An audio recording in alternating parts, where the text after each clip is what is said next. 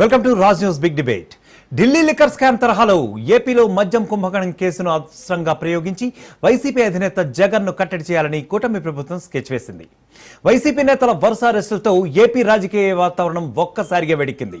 తాజాగా ఎంపీ మిథున్ రెడ్డి అరెస్టుతో కొత్త మలుపు తిరిగిన లిక్కర్ స్కామ్లో తదుపరి వికెట్ ఇంకా ఎవరు ఉండబోతున్నారన్న విషయం ఇప్పుడు హాట్ టాపిక్ గా కొనసాగుతోంది. వైసీపీ శ్రేణుల్లో ముఖ్యంగా కూటమి ప్రభుత్వం ఎన్నికల్లో ఇచ్చిన హామీలను అమలు చేయడం లేదన్న విషయాన్ని ప్రజల్లోకి తీసుకెళ్తున్న కారణంగా జగన్ను కట్టడి చేయలేకే చివరకు లిక్కర్ స్కామ్ అస్త్రాన్ని ప్రయోగించారు, ప్రజల్ని డైవర్ట్ చేయాలని చూస్తున్నారు అని చెప్పి తెలుగుదేశం హైకమాండ్ పై ఒక రకమైనటువంటి నిప్పులు జరిగే ప్రయత్నం చేస్తున్నారు. వైఎస్ జగన్ చిల్లర రాజకీయం చేస్తున్నారంటూ కూడా వైసీపీ నేతలు వాదిస్తున్నారు.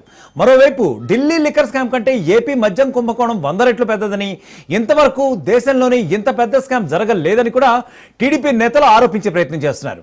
లిక్కర్ స్కామ్ లో ఇక బిగ్ బాస్ వంతు రానుందని జగన్ పేరుపై హింట్ కూడా ఇస్తోంది తెలుగుదేశం పార్టీ. ఇప్పుడు తెలుగుదేశం నేతలు చేస్తున్న ఈ ప్రచారంతో అసలు ఎప్పుడు ఏం జరగబోతోందని వైసీపీ కేడర్లో ఒకంత ఆందోళన కనిపిస్తున్నట్లుగానే ఉంది అక్కడ సిచ్యువేషన్.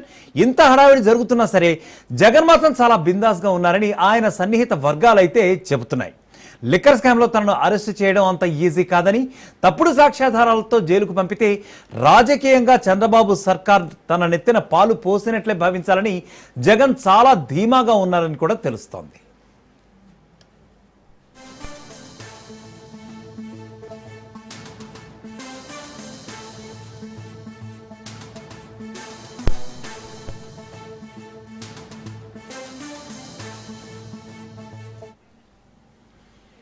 అయితే ఏపీ లిక్కర్ స్కామ్ కు సంబంధించి సిట్ దర్యాప్తు జరిపి దాఖలు చేసిన ఛార్జ్షీట్ లో కీలక అంశాలను కూడా ప్రస్తావించింది.